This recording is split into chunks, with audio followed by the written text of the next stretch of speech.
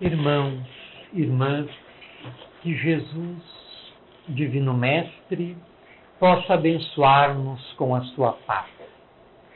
O ano 1900, situado no momento de transição entre o ocaso do século XIX e o dealbar do século XX, assistiu ao nascimento de uma obra revolucionária, a interpretação dos sonhos, do médico psiquiatra Sigmund Freud.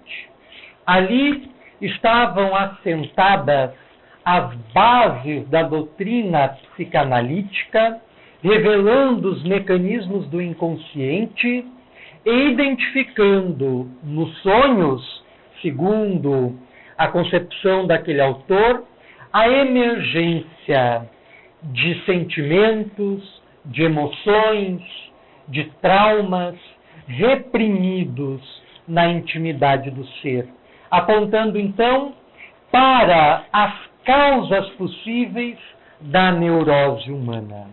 Era, do ponto de vista científico, o primeiro tratamento dado à temática dos sonhos.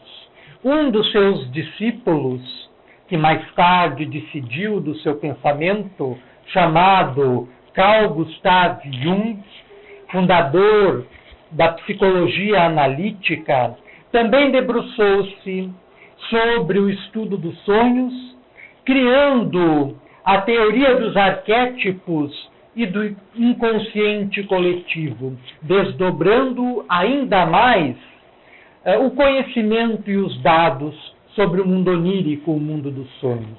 Inúmeros outros estudiosos também se ocuparam da questão e, na atualidade, encontramos excelentes manuais e textos científicos que nos auxiliam a compreender esta temática. Antes de todos eles, entretanto, no ano de 1857, data que marca o início do Espiritismo na Terra, com a publicação do Livro dos Espíritos, lá na segunda parte desta obra, intitulada No Mundo dos Espíritos, no 8º capítulo, intitulado Da Emancipação da Alma, nas suas primeiras questões, de número 400 até 412, nós temos um diálogo fabuloso entre Allan Kardec, o codificador da doutrina espírita, e as inteligências superiores que atuaram no processo de codificação do espiritismo.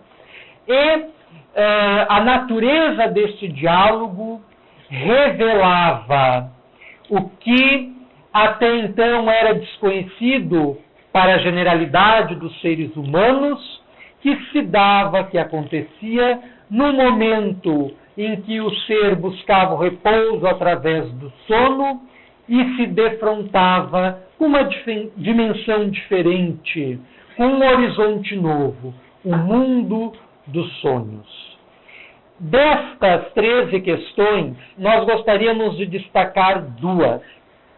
A primeira, a questão número 400, que é a mais extensa, estendendo-se por mais de 2 páginas, que nos inspirou na preparação da temática desta noite, que é procurar compreender um pouco mais o que são os sonhos na concepção do Espiritismo.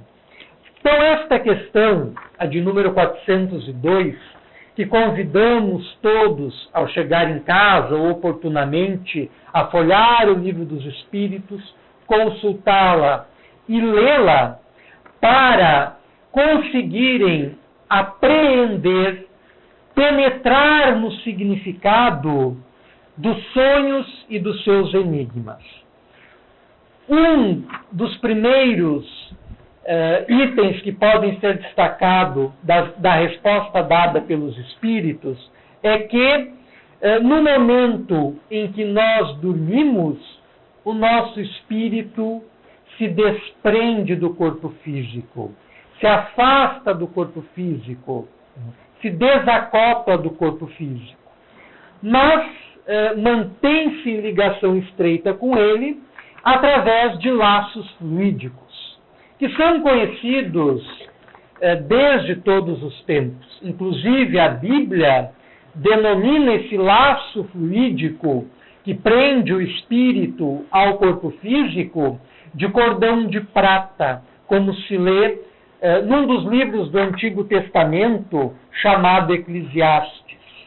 O texto fala mais ou menos o seguinte: antes que o cordão de prata se rompa, numa referência explícita à morte, porque se esse laço, esse cordão fluídico se rompe, acontece o que nós chamamos de morte. Enquanto esse cordão permanece conectado ao corpo físico, mantém-se a vida. É por isso que muitas pessoas, quando adentram num coma profundo e nele permanece, às vezes por anos, 5, 10, 15 ou 20 anos ou mais, como já foi documentado pela ciência médica, não havia morte, porque o espírito estava conectado ao corpo físico. E nesse estado comatoso, o espírito fica dependendo das suas condições interiores, participando de experiências no mundo espiritual, nesse mundo onírico. Um outro ponto que merece destaque é que, quando o espírito se desliga do corpo físico por ocasião do sono, as suas faculdades aumentam em número e grau. Ele passa a perceber coisas que antes não percebia, a ver o que antes não enxergava, a compreender o que antes não compreendia, porque as suas faculdades se dilatam.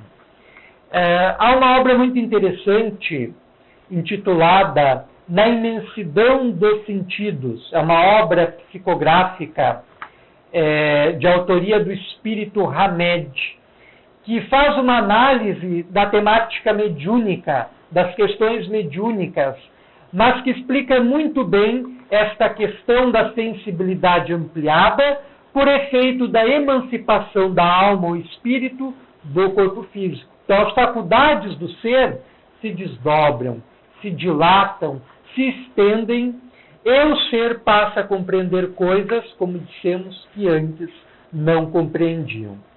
E é assim que ele possui um conhecimento relativo do seu passado e também do seu futuro. Algumas pessoas, enquanto estão nesse estado de sono e têm as suas faculdades desdobradas, ampliadas, conseguem penetrar nos arquivos das suas vidas passadas, das suas vidas pregressas, e de lá emergem lembranças que, quando a pessoa acorda, muitas vezes parecem não ter sentido, não ter significado, não ter nenhuma ligação com o que está acontecendo consigo no presente momento da sua vida, mas muitas vezes tem. Ela que o ignora, ela que desconhece.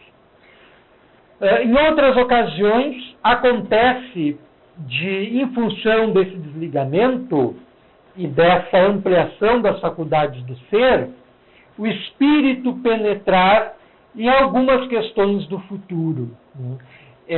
Existem muitos casos, também bastante documentados, de pessoas que previram a própria morte, sabiam exatamente quando iriam morrer, quando iriam desencarnar, quando iriam voltar para a espiritualidade, por efeito do estado em que se encontravam, desligadas do corpo físico, e que conseguiam ter essa apreensão. Os grandes profetas da antiguidade, alguns místicos indianos, alguns médiums, possuem essa faculdade mais aguçada, e quando entram nesse estado, a sua visão se amplifica e enxergam muito além, onde nós, no nosso estado psicológico normal, não conseguimos penetrar, não conseguimos acessar.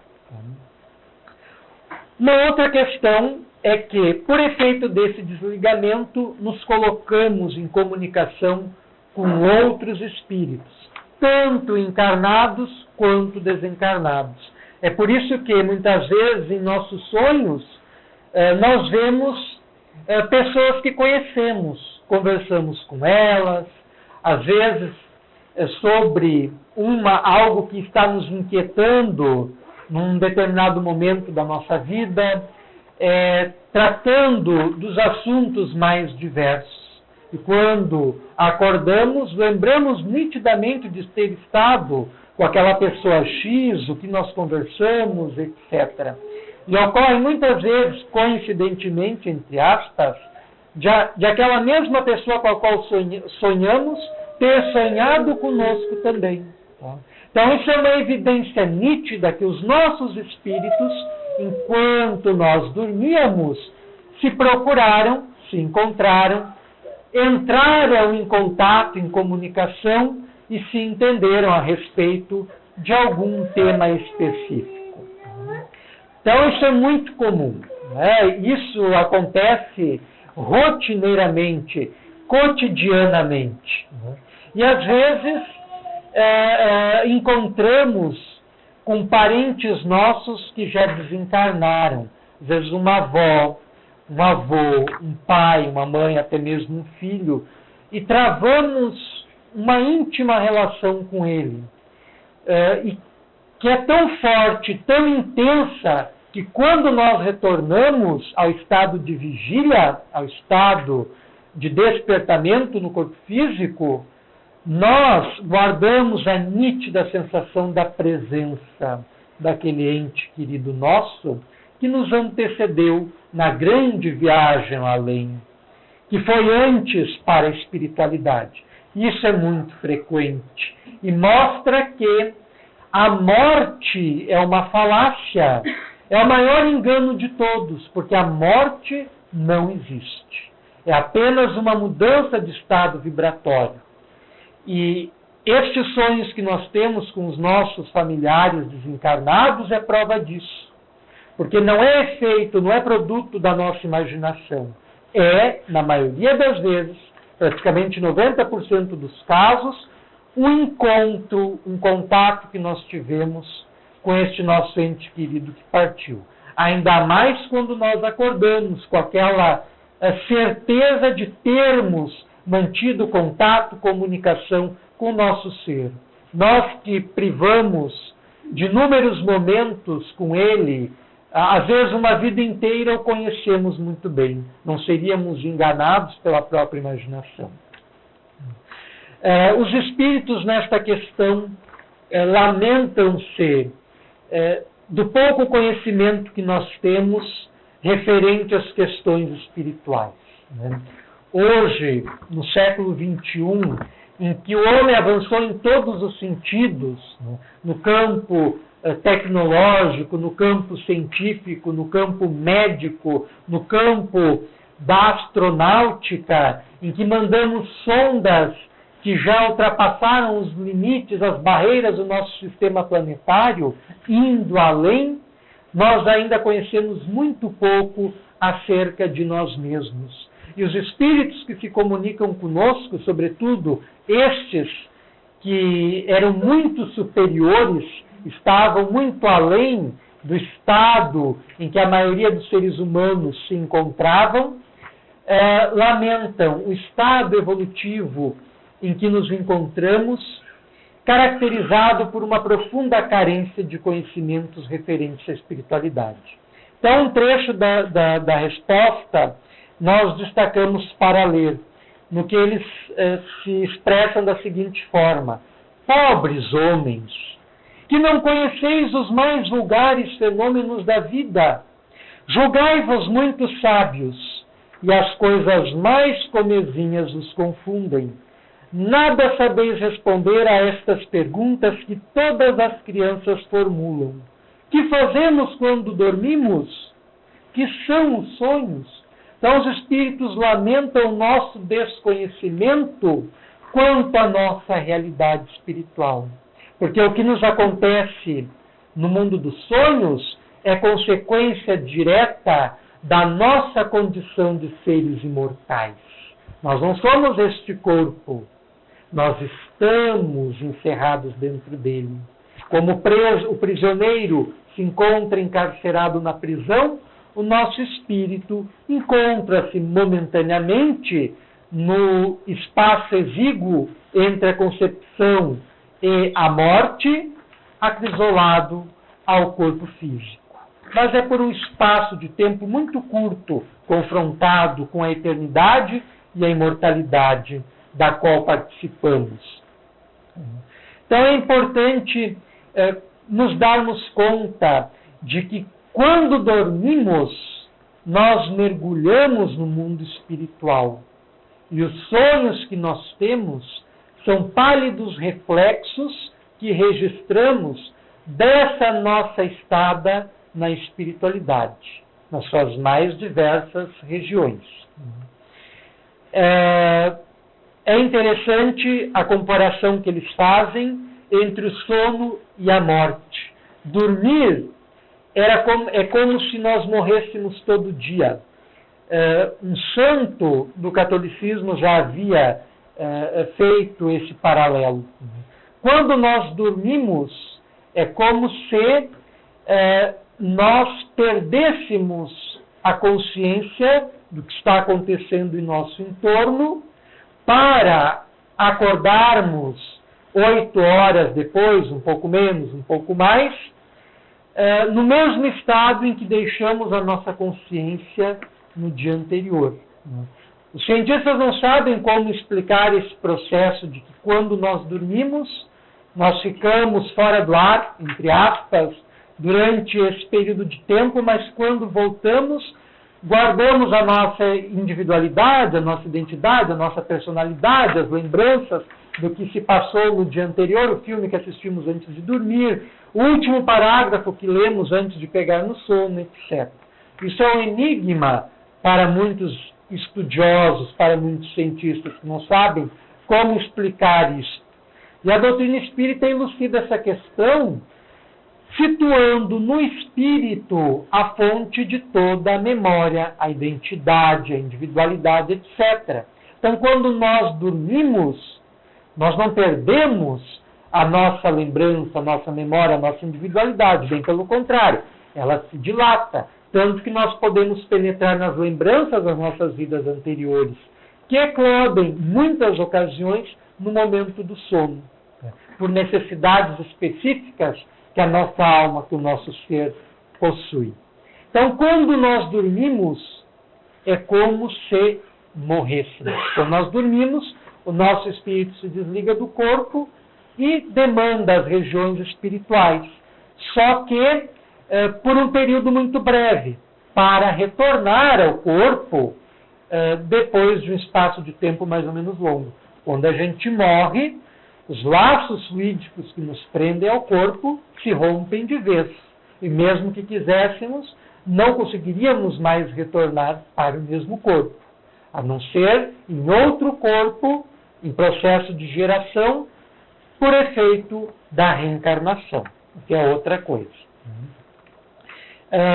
Muitos espíritos, quando dormem, vão buscar a companhia de espíritos superiores a si mesmo. Os seus guias espirituais, os seus mentores, os seus anjos guardiães. E na companhia desses, conversam, trocam ideias, buscam soluções para os seus problemas, participam de viagens e de excursões ao mundo espiritual.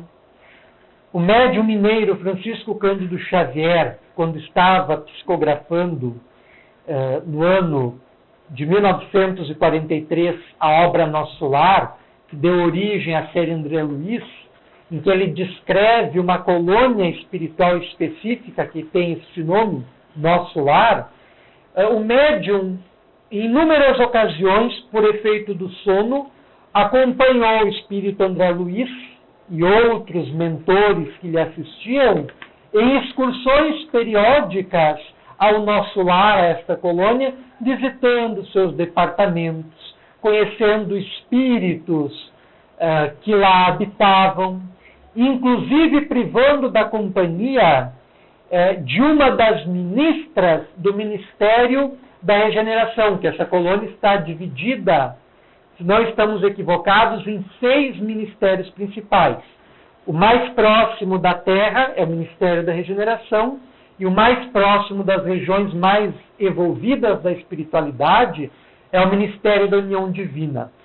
E cada ministério era composto por vários ministros. Um dos ministros do Ministério da Regeneração era o Espírito Veneranda, uma entidade muito evoluída, um dos espíritos mais desenvolvidos, tanto em moralidade, em sentimentos, em amor, quanto em sabedoria e conhecimentos daquela colônia espiritual, e uma das poucas entidades daquela colônia que já havia privado de um encontro particular com Jesus Cristo.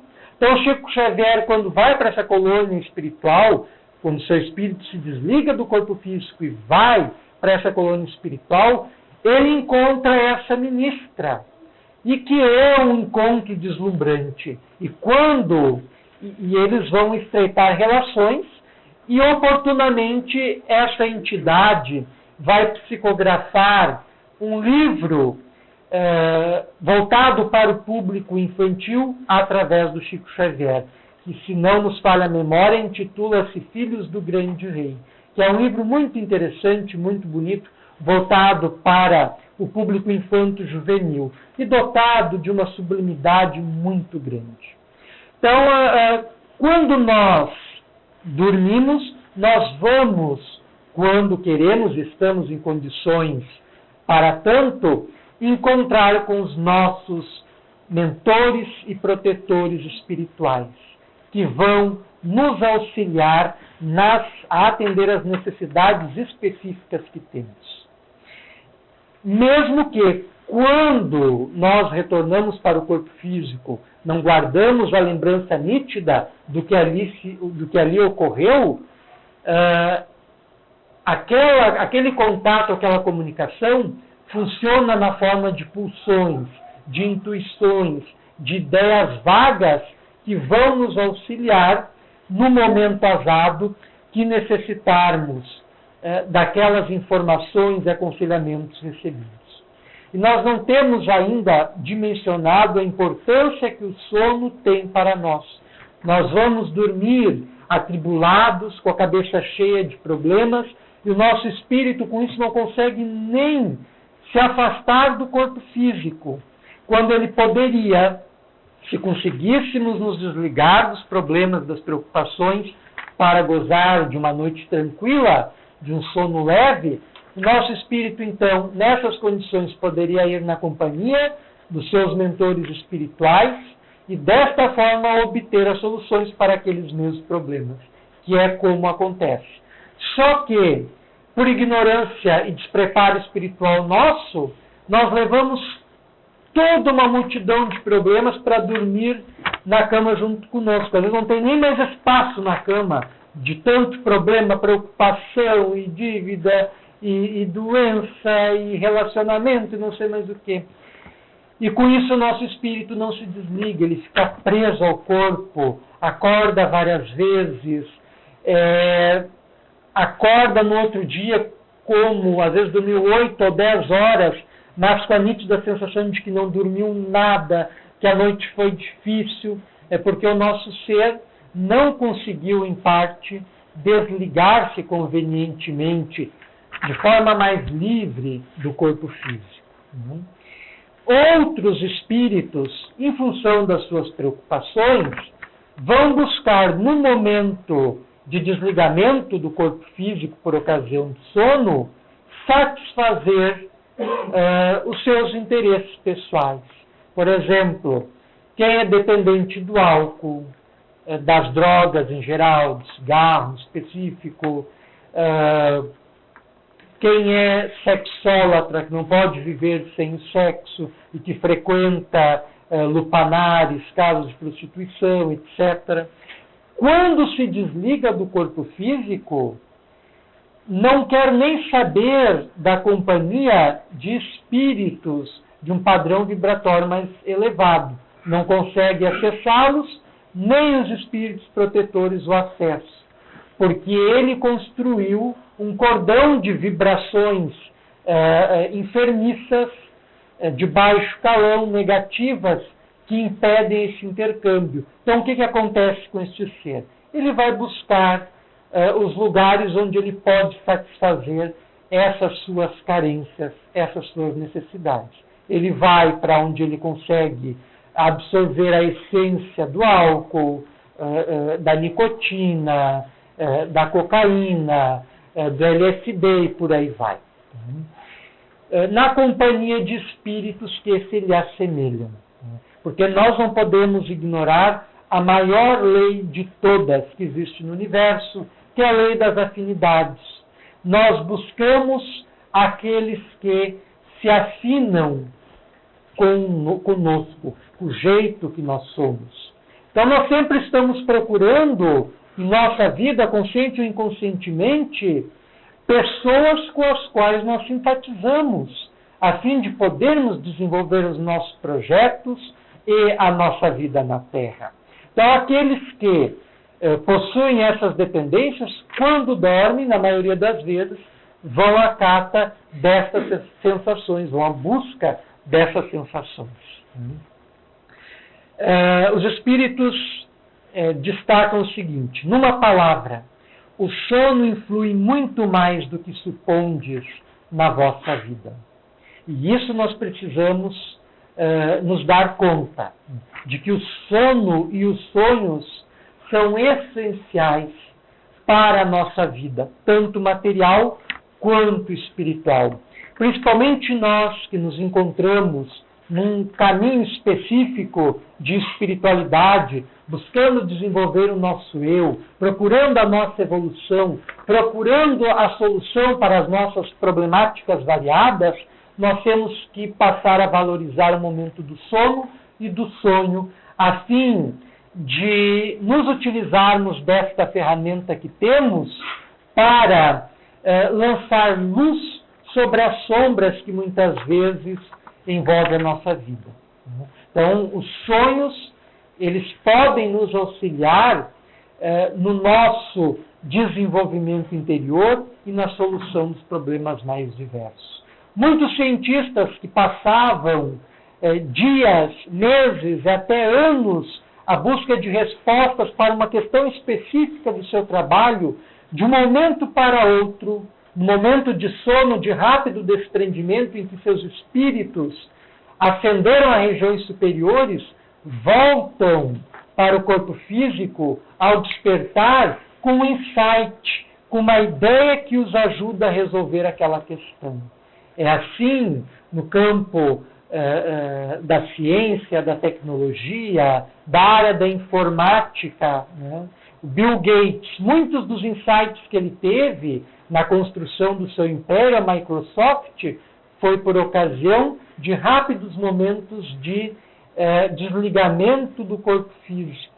Por isso que aqueles que estavam, agora ele está afastado da empresa, mas aqueles que estavam mais próximos de si, ele concedia completa liberdade, né? No trabalho dos sonhos de qualquer um. A pessoa tinha liberdade para chegar a hora que quisesse deitar, dormir, não importava com quanto produzisse o seu trabalho, porque ele adquiriu esse feeling, essa percepção que no momento de desprendimento em que o ser consegue expandir-se além das suas barreiras convencionais, consegue perceber coisas que no estado normal de vigília não percebia. Outra questão que se destaca ainda é a seguinte: os espíritos afirmam, graças ao sono, os espíritos encarnados estão sempre em relação com o mundo dos espíritos. E isso é o que favorece a encarnação entre nós de espíritos superiores. Os grandes gênios, os grandes mártires, os santos, as almas de máxima sabedoria que passaram pela Terra todas concordaram em encarnar porque, no momento do sono, conseguiam voltar, por efeito do desprendimento, às regiões superiores de onde procediam e se retemperar, recuperar as forças, recuperar as baterias. Mas o que é o sonho, afinal? Então, os espíritos esclarecem que o sonho, especificamente, é a lembrança do que aconteceu nesse momento de desprendimento. Mas acontece que muitas vezes nós acordamos sem lembrança nenhuma, como se não tivéssemos sonhado. Isso se deve ao fato de, ao nosso corpo, ao fato de o nosso espírito, ao sair do corpo e a ele retornar, passar por um processo de perturbação, em que as energias do espírito precisam se acomodar às energias do corpo físico por intermédio do corpo espiritual ou perispírito. E em função dessa perturbação é que nós não guardamos a lembrança precisa, a maioria de nós, não guarda a lembrança precisa do que aconteceu nesse estado de desprendimento. Porque nós sabemos que todas as informações que nós adquirimos, elas adentram em nós pelas vias dos sentidos, pela visão, pela audição, pelo olfato, pelo paladar, pelo tato. Nós temos contato com o mundo exterior pelos sentidos. As informações que nós incorporamos ao nosso patrimônio intelectual nos chegam através dos sentidos. Quando o nosso espírito se desprende do corpo físico, estas informações adentram diretamente no espírito, não passam pelas portas dos sentidos físicos. E é por isso que quando o espírito volta ao corpo, essas lembranças são fragmentadas, parecem não ter nexo, às vezes parece ser algo absurdo e por aí vai. Então, os espíritos, na questão seguinte, que é de número 403, especificam que nós não lembramos frequentemente dos nossos sonhos em função dessa descompensação energética entre os fluidos que formam o nosso corpo e os fluidos que formam o nosso corpo espiritual, o nosso perispírito. Isso é importante entender. Algumas pessoas, e nós, em algum momento da nossa vida, guardamos nitidamente a lembrança de algo que aconteceu durante os sonos e que é revelador de muita coisa que está acontecendo em nosso mundo íntimo e nós temos que aprender a questionar e interpretar. Isso é muito importante, nós aprendermos isso. Outras pessoas, no entanto, têm essa faculdade desenvolvida em alto grau, a ponto de desprender-se do corpo físico voluntariamente, quando desejam. É o que se chama de desdobramento, para usar um termo específico da doutrina espírita, ou viagem astral, que os teósofos usam esse termo, e os esotéricos também, ou ainda projeção da consciência, que é um termo que está mais na moda. Conseguindo projetar conscientemente o seu ser, o seu espírito para fora do corpo físico e ir aonde quer. Muitos já conseguiram desenvolver essa faculdade. E existem experiências científicas feitas em laboratório que evidenciam a veracidade deste fenômeno. Não é só mais uma das fenomenologias presentes na doutrina espírita. Existe confirmação científica para a mesma, feito por cientistas que nada tem a ver com o espiritismo, que estão a serviço do avanço do conhecimento e do saber. Mas a ciência se aproxima da confirmação da nossa dimensão espiritual, da nossa espiritualidade. O espírito André Luiz, na obra Os Mensageiros, que é a obra imediata ao nosso lar, é a obra que vem logo depois do nosso lar, também psicografada pelo médium mineiro Francisco Cândido Xavier, e que foi recebida por ele no ano de 1944, um ano depois que o médium recebeu no nosso lar, relata suas experiências lá no nosso lar e a sua participação numa espécie de expedição de aprendizado, onde ele, o André Luiz, e outro espírito chamado Vicente, que foram médicos quando estiveram encarnados na Terra, são conduzidos até um dos mentores do nosso lar, chamado Aniceto, para serem iniciados nos trabalhos de socorro dos espíritos desencarnados aos espíritos encarnados. A gente nem faz ideia do trabalho que está por trás das intercessões, dos socorros que os nossos amigos espirituais nos prestam. Existe toda uma técnica, todo um preparo, todo um estudo que eles fazem no mundo espiritual, em escolas específicas para isso, a fim de nos atenderem e nos socorrerem nos momentos necessários. E na maioria das vezes a gente se safa das dificuldades, dos problemas e nem vê a presença e a intervenção dos nossos mentores espirituais. Então, na companhia do mentor Aniceto, eles vêm lá do nosso lar para a crosta, para a superfície terrestre, a fim de aprimorar os seus conhecimentos sobre o intercâmbio mediúnico entre o intercâmbio do mundo material com o mundo espiritual. E nisso passam por várias regiões na espiritualidade e estacionam num posto de socorro que estava ligado a outra colônia espiritual chamada Campo da Paz.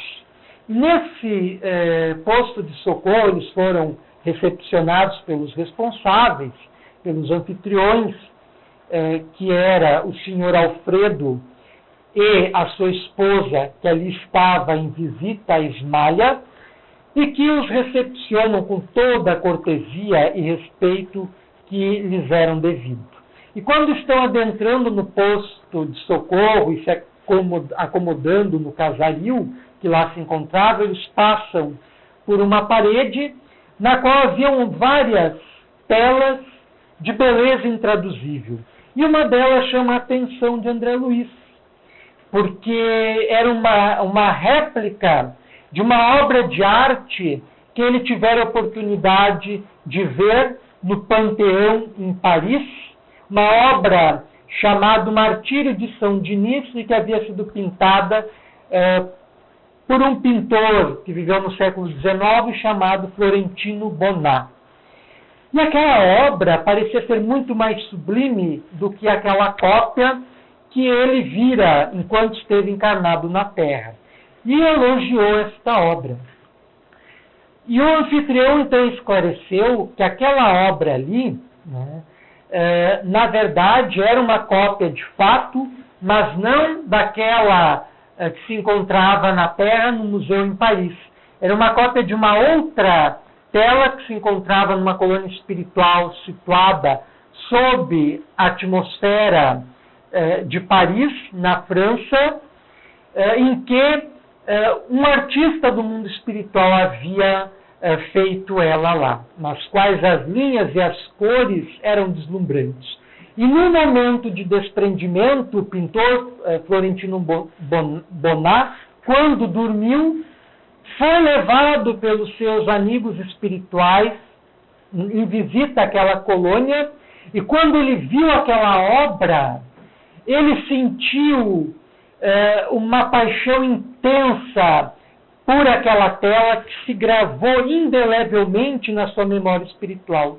Quando ele voltou para o corpo físico, ele não sossegou até que conseguiu ilustrar o martírio de São Dinis, que mostrava um apóstolo das Galhas do primeiro século do cristianismo primitivo, com a cabeça decepada, tentando ainda mirar o céu, e do céu vindo o emissário divino para recepcionar o espírito do mártir que retornava à espiritualidade. E Bonnat não sossegou até conseguir materializar a visão que tivera no momento de sono. E isso nos revela a importância que os sonhos têm para as concepções artísticas e literárias, Quantos escritores narram experiências análogas que, depois de terem determinados sonhos, ao acordarem, puseram-se precípite a escrever para colocar no papel, ou então para pintar, ou então para esculpir as lembranças que tiveram enquanto estavam espiritualmente desligados do corpo físico, enquanto, entre aspas, sonhavam. O espírito André Luiz, no mesmo livro ainda, este evento está localizado no capítulo 16 da Obra dos Mensageiros, no Posto de Socorro, e há um outro evento que ele narra, mais para frente desta obra, no capítulo 38, na qual eles vieram lá do nosso lar, chegaram à Terra e se hospedaram numa casa humilde na periferia do Rio de Janeiro, que era mantida por uma viúva e mais os seus filhos, a Dona Isabel. E mantinham ali o culto diário do Evangelho no lar, com preces, leitura do Evangelho, meditações, reflexões positivas. E em função desse trabalho coordenado pela Dona Isabel, o lar dela se transformou num posil de espíritos superiores e se tornou numa espécie de oficina de trabalho do mundo espiritual, especificamente da colônia espiritual Nosso Lar, onde os espíritos vinham ali, em função das energias serem mais harmoniosas, se recuperar da sua trajetória, do seu deslocamento do local onde se encontra na espiritualidade até a Terra, porque é um desgaste de energia para tanto. Nós estamos muito longe de conhecer os enigmas da vida espiritual. É necessário lermos mais, estudarmos mais, etc. Então eles estão lá. E havia uma grande equipe de espíritos que atuavam na proteção daquele lar e em todos os trabalhos que do ponto de vista espiritual eram desenvolvidos lá. E durante a noite, inúmeros espíritos ainda encarnados eram trazidos para lá durante o sono para serem ajudados, serem medicados, serem socorridos, serem aconselhados. E André Luiz destaca que chamou a atenção que a maioria parecia muito distante e não compreender tudo o que estava acontecendo ali, por estarem aferradas ao corpo físico, aos interesses materiais, às preocupações rotineiras, aos seus problemas. E o mentor espiritual que os acompanhava, o Aniceto, convida-os a aproximarem-se de uma jovem encarnada que fora levada até lá, teve seu espírito levado até lá pela sua avó desencarnada, que atuava como protetora dela e que mantinha uma conversação com ela. E desse diálogo nós destacamos o seguinte: dizia a vozinha para a jovem: "Nieta", exclamava a velhinha em tom firme, "não dês tamanha importância aos obstáculos", porque a menina estava sofrendo muitas dificuldades e fora recentemente vítima de uma calúnia que acabou com ela, desestruturou ela por completo. "Esquece os que te perseguem, a ninguém odeies. Conserva a tua paz espiritual acima de tudo.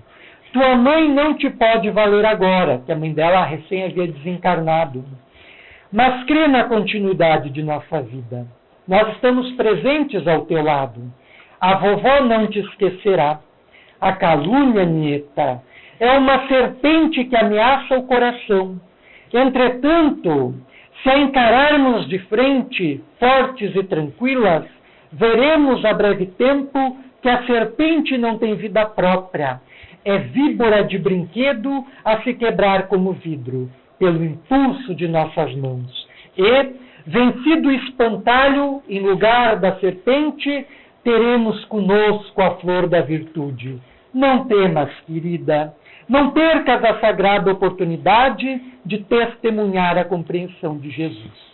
Acompanhando esse diálogo, Vicente pergunta para o Aniceto se aquela jovem, ao voltar para o corpo físico, não guardaria a lembrança nítida do diálogo que manteve com a vovó.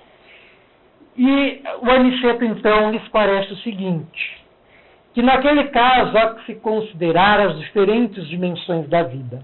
Estando a sua avó numa condição espiritual superior à sua neta, ela estabeleceu uma relação magnética direta com a sua neta. Então, ao mesmo tempo que ela lhe falava, também emitia fortes pensamentos positivos que eram absorvidos pelo espírito da sua neta, mantendo a avó uma ascendência positiva sobre a neta. Então, quando a neta retornasse ao corpo físico, ela continuaria sob essa influência protetora da avó, que seria responsável pela lembrança que ela registraria vagamente de ter encontrado a avó nos sonhos, e guardaria, provavelmente, a lembrança nítida de ver uma cobra que se despedaçou feito vidro ao impulso das suas mãos, convertendo-se em flor, que ela ainda podia lembrar do doce aroma que ela exalava. Então, essas duas imagens da cobra como simbolizando a perfídia e da flor como simbolizando a virtude, iriam permanecer gravadas tanto no inconsciente quanto no consciente da jovem quando ela despertasse do seu sono. E ela acordaria com a nítida sensação de conforto, de consolo, de que conseguiria superar a situação difícil em que ela se encontrava. Gostaríamos ainda de fazer outras colocações sobre os sonhos, mas em função do horário não vai ser possível. É importante lembrar que o sonho sempre tem significado. Não vamos encontrá-lo nos livros que buscam estabelecer sentidos para eles. O significado do sonho é sempre específico e tem a ver com o nosso estado interior. Por isso, nós temos que interpretar os nossos sonhos de acordo com o que está acontecendo no nosso dia a dia, o que se passa em nosso coração, no mundo dos nossos sentimentos, das nossas emoções, porque geralmente os sonhos estão voltados para esse mundo emocional, para este mundo simbólico que é animado pelos nossos sentimentos e também pelas nossas emoções. Muita atenção para quando um sonho se repete frequentemente, de tempos em tempos, o mesmo sonho se repete. Isso indica um padrão que nós devemos tentar descobrir o que ele tem a ver com o nosso íntimo. O que ele tem a ver com o que eu estou sentindo? É um medo que eu tenho? É alguma coisa que eu tenho que enfrentar e eu não quero? É um compromisso que eu tenho que assumir e estou adiando? Eu tenho que interpretar, eu tenho que fazer esse autoconhecimento. Então, os sonhos, dessa forma, são mensagens da nossa alma, endereçadas a nós, com o objetivo princípio de auxiliar-nos em nosso autoconhecimento e na nossa autocompreensão, a fim de conseguirmos resolver os nossos problemas de ordem íntimos e solucionar as dificuldades dos nossos relacionamentos e até mesmo as de ordem material. Nós agradecemos a gentileza e generosa atenção de todos e rogamos a Jesus, o nosso Mestre Divino, que mantenha-nos estreitamente em seu regaço, abençoando-nos e fortalecendo-nos, permitindo que a sua luz nos inunde e ampliando as nossas vistas, para que possamos, de uma vez por todas, despertar para a espiritualidade maior, voltando-nos para o desenvolvimento do nosso ser. Muito obrigado.